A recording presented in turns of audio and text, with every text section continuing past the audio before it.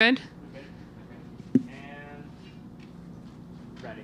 All right, welcome everyone to the Media Center, both in person and virtually. I'm sitting next to Michelle Wie West, our tournament host for this week's Mizuho Americas Open. Michelle, welcome. My first question for you as I kick things off, just how important and special is it for you to be hosting our inaugural event this week on the LPGA Tour? Yeah, it's been a dream come true for me. It's always something that I've, dreamt of doing since I was a little girl, since I was a junior, and just so honored that Mizuho Americas has asked me to be the host of this event.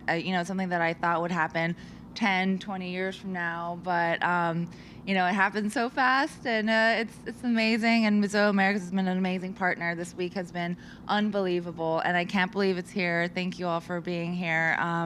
It's going to be an amazing week. The AJGA aspect is certainly unique this week. I'm wondering how important it was to get the AJGA girls involved with the LPGA players this week. Yeah, that was something that Mizuho and I really aligned on super early on. They wanted to make this event be elevated. They want their pillars in their own company is to, empower women and to advance the next generation. And that's exactly what we're doing here at Mizuho Americas Open. We're elevating the women, we're empowering them. We're also advancing the next generation with the top 24 AJGA juniors in the field. And that's something that is, super near and dear to my heart. Because as you all know, I've played in LPGA events since I was 12, 13. So I was in their shoes, being inside the ropes with these girls, and it changed my life. And I think this week will, change a lot of lives. And, it's one thing for, girls to watch, other women on the TV. It's another thing to watch them in person outside the ropes. And it's a whole nother thing for young women to watch other women inside the ropes, competing alongside them. And it's just going to be an amazing week. Mizuho is very passionate about elevating the women's game. The steps that they have made this week, paying for everyone's room in New York City, doing the ferry system just like how the PGA Tour does it, and then also incorporating the AJGA girls. It's just incredible. Speaking of you playing on the LPGA Tour, we see you playing with us less, but how important is it for you to still be involved with the LPGA, hosting events, and what can we expect for you next with the LPGA? It's honestly so much fun since I've stepped away from playing. I've really gotten to spend the time that I have really doing things I'm passionate about, and I'm really passionate about the LPGA. I'm really passionate about junior girls. I'm really passionate about making golf a better place for everyone. And it's just been so amazing to actually have the time to focus on those things, but also have the opportunity, like with Mizuho and this event, to actually put things in action and not just dream about it, think about it, but actually make all these big dreams into actionable items, and to have a partner like Mizuho that believes in the exact same thing. And it's just fun to brainstorm with the company that aligns so closely to you. I remember in our one of our first meetings, we were talking about venues, being at Liberty National. Mizuho wanted to have an iconic event, and the only place we could think about was Liberty National. But we also were like, okay, we're so close to New York City, hotel rooms are so expensive. And it's been really fun, to have Mizuho be like, okay, we'll pay for everyone's room. And I know that may not seem like a big deal to a lot of people, but for female athletes like myself, it's a huge deal. The amount of money that we invest into every single week is a lot. And I think this week it just eases it a little bit for the players. And I think, the players are being treated like how they always should be, and hopefully will create a ripple effect for other events. If any media in the room have questions, we have a standing mic back here for you all, and I have the Zoom open for anyone with questions as well. Hi, Michelle. Thanks for having us this week. You look back like 15 years ago. Would you ever have expected this to be where you're at in your life now? Not only are you a successful mother and obviously a businesswoman, but you're out here changing the game and doing things and really acting like a founder, I think is one thing that you really pillar on. So, I mean, is that something that you would have seen yourself doing 15 years ago? And what does it mean to be able to do that? Yeah, I dreamt of it. I just count my blessings every single day. I have a beautiful daughter, and just being able to host such a beautiful event, it's a dream come true for me. It's something that I've always wanted to do, but it's fun because I feel like when I was playing was the only thing on my mind and the only thing I allowed myself to think of. And I've always been the person. Obviously, I went to college while playing golf. I've done a million other things, but it was always like there's always like a sense of guilt, if I'm being honest. I mean, like, okay, I'm not fully putting 110%, but I had always had these dreams of like wanting to, do things like this. So it's fun. It's fun to have the time and, the space, in my mind to really go for it and just feel really blessed. You inspired a generation when you came out in the early 2000s, especially those of Asian American descent. But what does it mean to now inspire the next generation of these really talented players in the AJGA with this event? Yeah, we had a welcome party for all the juniors yesterday, and it was so much fun. It's also just amazing to see so many different ethnicities being represented in the younger generation. These are the future of the game. These are the next future stars. These are the girls that will carry the sport on for generations to come. And this is why it's so important that Mizuho Americas Open is including these top 24 juniors, because it's not just about the current players on tour right now. It's about the next generation, because they are the ones that will be carrying the sport. So I was so pleased to see yesterday so many, different ethnicities, different, looking girls. It's just great. I mean, the future looks very bright. Michelle, for those who don't follow the LPGA much, but will perhaps see the beautiful skyline and tune in this weekend, why do venues matter so much to this tour? Oh, I've said this so many times. Venues, and I will say it for anyone that will listen, venues are so incredibly important in elevating the women's game. And I think the reason is that people want to be able to recognize the courses that we play. It's people, I think that's why the Masters is one of the most highly watched sporting events.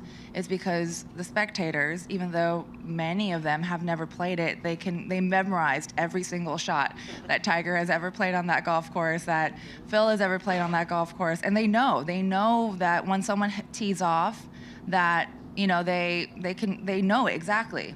When they watch the LPGA Tour, and let's say we play a golf course that people don't recognize, it's hard to get highly invested in it. Mizuho Americas Open, being here at Liberty National, the President's Cup was here, Northern Trust. People recognize this golf course, and that is so important in, getting new fans. And that's how you grow the game, grow the purses, and that's how we eventually will close the pay gap. And this is a big week for Rose Zhang, and you've been in her shoes with that transition.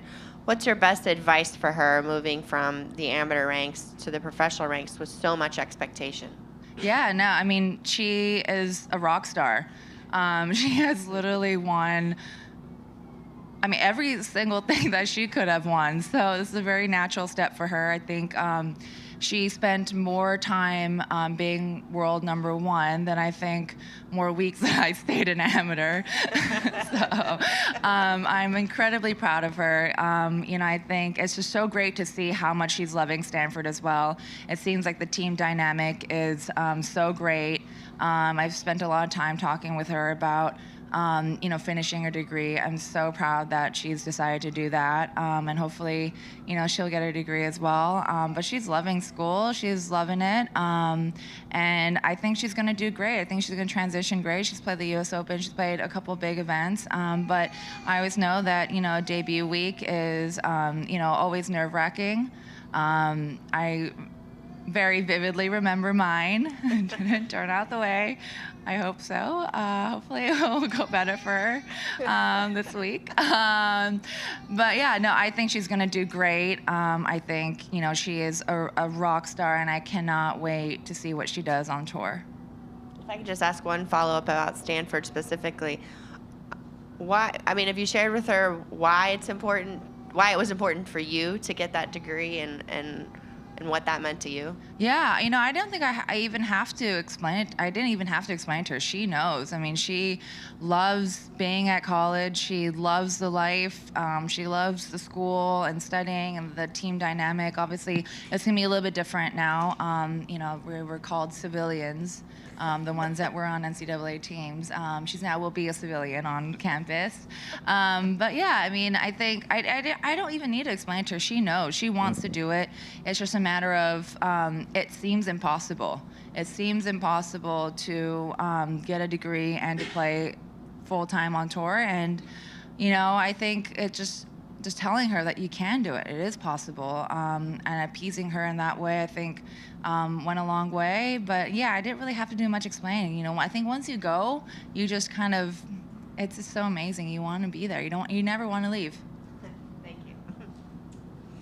We have one here on our right. Thanks. Hey, Michelle. First a follow-up on what you just said about your first week and how kind of it was a mess. I don't know if you use that word, but take me back to that debut and what were the emotions like and how did you manage them? Any specifics would be great. Yeah, I played great. I came in fourth. I don't know if anyone remembers that. This is what happened afterwards. It was probably made more than news. I played great, though. I almost topped the first drive, though. I remember hitting a 3-wood on the first hole because I was so nervous, and I thinned it so hard, and it, barely left the ground. And I know I hit a low stinger, but I was trying not to hit a stinger. I was actually trying to hit it high, and it went so low, and I think it skimmed the grass. But it got there. It went straight. I played great. I was nervous as hell all 4 days. And yeah, I still think to this day that I did nothing wrong. I dropped in the right place. But, that's a whole different story. But, you live and you learn. Things happen for a reason. But yeah, it was an interesting week, but I had fun. I played great, and that's what I'm going to focus on. Okay. And then another one on Rose. I think I read recently that she feels like this may be her just being humble, that there have been better, more talented players sort of at her, at her level of her career where she is now. There is no better player than her at that was level. my first question. Yeah. And the second one is just beyond just her being super talented, what intangibles does she have that other players don't? She's a great golfer, but what else does she have that the other players lack? Yeah, I think she proved that she's a great golfer, and the fact that she can handle herself when the pressure's on her. You saw it Anwell this year, back-to-back NCAA champion, and she's done that with all the eyeballs on her. And this NIL landscape, it's a whole different story than it was before. So having sponsors on top of that, she's already living a life very similar to a professional golfer. She has contracts, she has sponsor obligations. Winning the Anwell in the NCAA with sponsors is a big deal. I played with her last year at the US Open. She's just a great girl. Very even keel on the golf course. It's just looks easy for her when she plays. I've definitely made the game look very hard when I've played, but she makes it look easy. And I'm really excited for her. Incredibly honored that she chose this week to make her debut. And I'm very excited for her.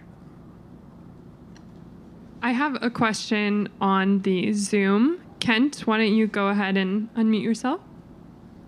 Michelle, you spoke to your passion for the LPGA earlier. What other parts of the tour would you like to impact in the post-playing act of your career? I spent the last 2 years being on the player director board, and I learned a lot about the business side of things, the sides that we as players usually don't see. I'm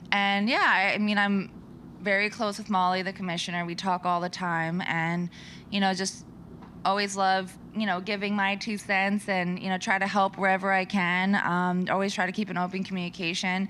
Obviously I would love to, continue to help the tour get more recognition, help the players get more support, help the players get more recognition. And we're just trying to close the pay gap. We're trying to elevate our purses, elevate dining, elevate the fan experience, statistics on our tour. There's so many areas where we're working on, and I'm just lending a hand, lending an ear whenever the tour or Molly wants it. Thanks, Michelle. Beth Ann has another. Being here with you almost 10 years ago for a tour after you won the U.S. Women's Open. I don't think a player's done that since. I know that's your next start. What did you think playing Pebble Beach for the first time, and are you getting practice in now? Yeah, practice. Yeah, it's happening. I did a nice range session on Sunday here. The range is very nice. I can personally attest to that. But yeah, I played the back 9 at Pebble. Still have yet to play the front 9. Back 9 was great though. It's Pebble Beach is a special golf course. It's really cool. It's just breathtaking, first off, but also the little, kooky little features on the golf course I think are so cool, and so iconic. Every time you just go there, you're just like, wow, it just takes your breath away. But yeah, in terms of practice, I'm definitely starting to ramp it up. Obviously, this week is a busy week for me, so starting next week, it'll be in full swing. And what do you remember about that tour of the city, almost 10 years ago, and the importance of the LPGA being in this market? I think I blacked out during that entire stage. I was just couldn't believe this was happening. It was such a surreal experience. Being on the shows, carrying the trophy around the city.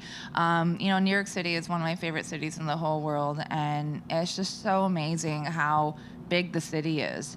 And that was one of the reasons why Mizuho and I wanted to bring this event to New York City and take advantage of that. And that's why it's so important for the players to stay in New York City. I think it's just so great, the opportunities for eyeballs. Liberty National is an iconic golf course. New York City is an iconic city. And I think just kind of having both of them, makes the tournament just so iconic. But, the New York City is it's amazing. I love it. And my experience in 2014, I honestly don't remember much of it because I think I just felt like I was dreaming. I was like, what is happening? Thank you. All right, any more questions here? All right, well, thank you so much, Michelle Wie West. All right.